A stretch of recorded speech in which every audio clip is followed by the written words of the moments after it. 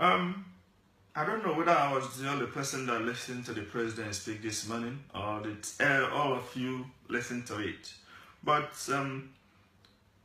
we might all have listened to it, but we will have our own different views. And my view is this, that the president portrayed himself as an uncomfortable leader in a democratic setting that cannot wait to return to his military despotic ways.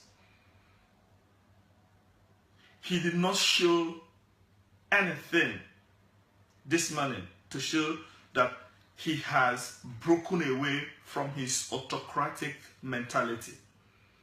Now, I saw this morning written all over the television, a sick president with a sick brain and sick views. I think the president needs to go back to the hospital, because if he has been cured of his physical ailment, I think his brain might have been touched or affected in some way. Because what he said this morning is absolute nonsense. I'm pained to say that it was rubbish. Because how can Buhari come out in 2017 and the first paragraph of his speech was to tell us that he wants to clamp down on social media? Let me read it to you if you don't know what this means, or if you didn't get it very well. He said that I have been kept in touch with events at home. Nigerians are robust and lively in discussing their affairs, but I was distressed to notice that some of the comments, especially in the social media, have crossed our national red lines by daring to question our collective existence as a nation. This is a step too far. Now, this is very, very, very disturbing. One, he's talking about being distressed. This is not a small word. Distressed means you are deeply saddened. Why would a president be deeply saddened? Because people are expressing themselves. Because people are taking up their rights to expression. This is one thing you must have in a democracy. Right to express yourself. And two, you are distressed that people are expressing their rights to association, freedom of association. So what is wrong with that? These two things, you cannot do without them in a democracy. And these are two things combined together that Buhari is distressed that we're discussing. Then he now comes to tell us in a democracy that there is a national red line. Red line for what? Red line for freedom of speech in 2017? When you wake up in the morning, you log into your Facebook, and it will the Facebook will ask you, what do you have in your mind? They don't even care about what you have said. They want the one in your mind. And that is when Buhari is telling us there is a national red line. Please, Adesina and Gabashew and Lai Mohammed, tell Buhari that there is no national red line on freedom of speech, and there will be no national red line till we return to autocratic leadership. The second thing that is very, very worrying, Jonathan said this, Buhari is repeating it, and a lot of idiots are repeating it. What do you mean by our unity is non-negotiable? It's absolute nonsense. We have freedom of association. If I don't want to be in Nigeria, I have right to say I don't want to be in Nigeria again. You cannot tell me that our unity is non-negotiable. And still, for the past years, the only reason somebody has given for this sacredness of our unity, sacredness of this union called Nigeria, that I feel is not even a well thought out union, is an unfortunate contraption.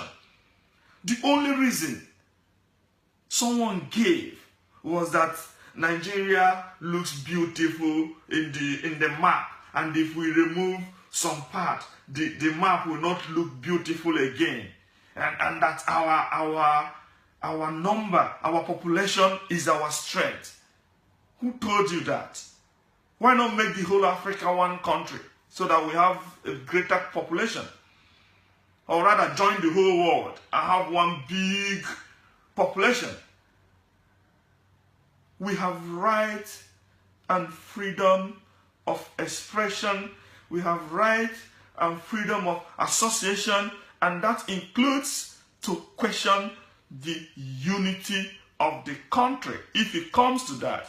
And that includes to allow people to say whatever they want on the social media. And if you are not happy with what they have said, we have courts. If somebody has stepped over the line in your own personal matters, maybe we'll talk about defamation of character and the rest of them, take the person to court. As far as someone is talking about his freedom, as far as somebody is saying something that he can say anywhere in this world, you have no right to tell us that we cannot say them. Let me tell you guys one thing. This speech today is a prognosis to the evil that is coming very soon. Buhari wants to ban social media. He wants to gag people. They have paid all the press men in Nigeria. You watch all these televisions, they talk rubbish. Some of them don't even cover a lot of... In fact, if you come to, for instance, terrorism, they will kill 100 people in Nigeria. No television will cover it. But they will kill one person in Sierra Leone or America, and all the media in Nigeria will cover them. So we know where he is going. He has got the group of pressmen. He has gagged those ones. But now he wants us not to use Twitter. He wants us not to use VTrade. He wants us not to use Facebook and other social media. But we are sorry to say that it cannot happen. Then, when it comes specifically to Biafra, Buhari went on a messy mental run, looking for what to use to back up what he said, reminding us that Ojukwu came to his house in 2003 and they discussed. For God's sake, what does that mean? Who were you in 2003? A private citizen. Who was Ojukwu in 2003? A private citizen. So 2 private citizens in Daura, maybe discussing over a bottle of tuwo, talking something that they want to talk about, and after like 14 years, you are coming to tell me that an Igbo man cannot talk about Biafra because one Igbo man came to your house and said that Biafra is no more realizable.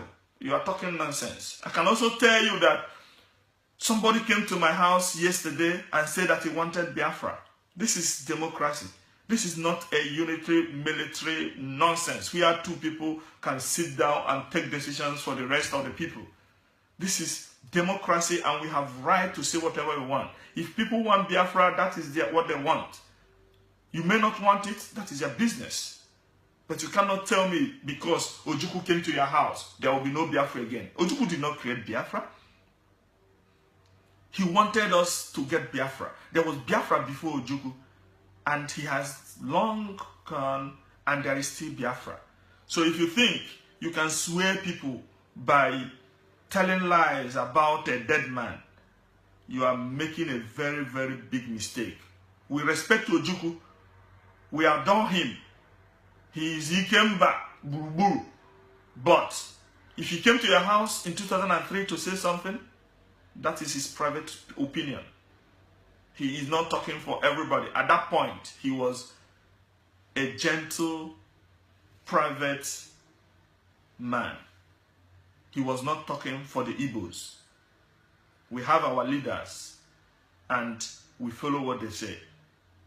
So don't come here and tell us that our unity is non-negotiable. Our unity will continue to be negotiable until nobody, not even one person, wants to negotiate it again. We have that freedom and we must express it. If you don't like it, leave Nigeria and go to North Korea. If you don't like it, resign as a president, go back to your house, and nobody will worry you again. But if you come back, you come out here to be the president, you must open your ears and listen to us. And that includes those things you don't want to listen. And that is the beauty of democracy. Thank you.